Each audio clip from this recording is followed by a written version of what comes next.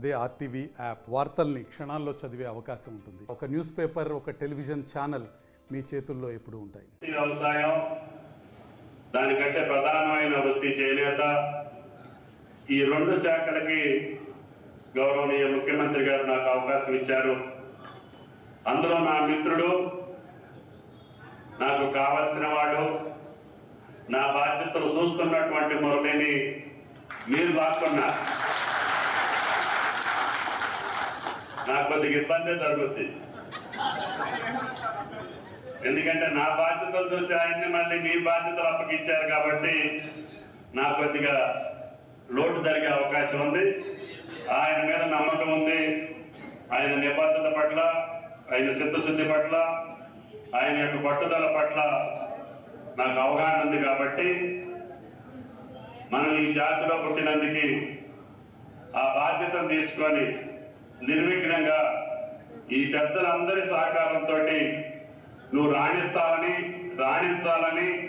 అందరి మనసుల్లో మా మురళి ఉండాలని చెప్పి ఆ మార్కండేయ స్వామిని ప్రార్థిస్తూ, తప్పకుండా నాకు వచ్చినటువంటి అవకాశం ఈ వర్గానికి ఎంతో కొంత మేలు చేసేదానికి, ఇప్పుడు శ్రీరాములు గారు చెప్పినట్టుగా మన ప్రభుత్వం చేతనైనంత చేస్తూనే కేంద్ర ప్రభుత్వంలో ఉన్నటువంటి పథకాలని తప్పకుండా మన రాష్ట్ర చేనేత కార్మికులకి తీసుకొచ్చి వాళ్ళ జీవన విధానాన్ని, జీవిత స్థితిగతుల్ని మెరుగుపరిస్తే అంతకంటే మన జన్మకి సార్థకత లేదు అని చెప్పి ఈ సందర్భంగా మనం చేస్తున్నాం.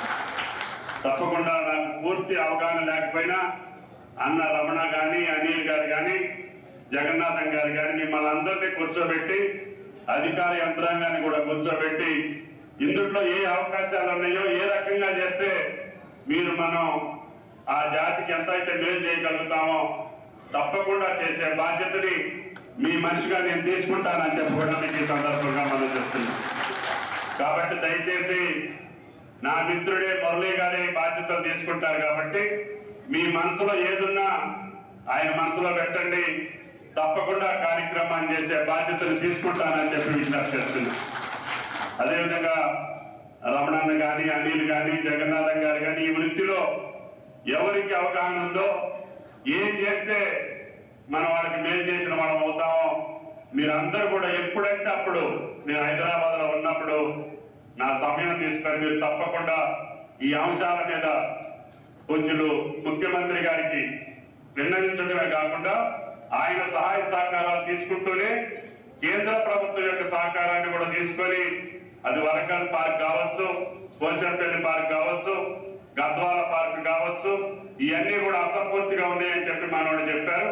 వీటన్నిటిని అతి త్వరలోనే ప్రారంభించే విధానానికి తీసుకొచ్చి అందరికీ మనకు కావాల్సినటువంటి ఇన్ఫ్రాస్ట్రక్చర్ తయారు చేస్తూనే మన చేనేత కార్మికుల యొక్క జీవన స్థితిగతులు మార్చడానికి ఏ మార్గం ఉంటే ఆ మార్గం తప్పకుండా మనం బాధ్యత తీసుకొని చేస్తానని చెప్పి విజ్ఞప్తి చేస్తూ, ఈ అవకాశం ఇచ్చినటువంటి మీ అందరికీ, నా మిత్రుడికి అవకాశం ఇచ్చినటువంటి పెద్దలందరికీ ధన్యవాదాలు తెలియజేస్తా.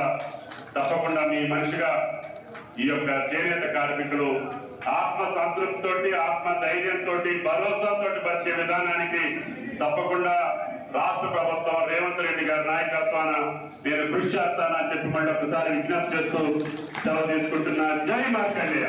మరిన్ని వీడియోస్ కోసం ఛానల్ ని సబ్స్క్రైబ్ చేయండి. లేటెస్ట్ అప్డేట్స్ కోసం వాట్సాప్ ఛానల్ ని ఫాలో చేయండి. అండ్ లింక్ డిస్క్రిప్షన్ లో ఉంది.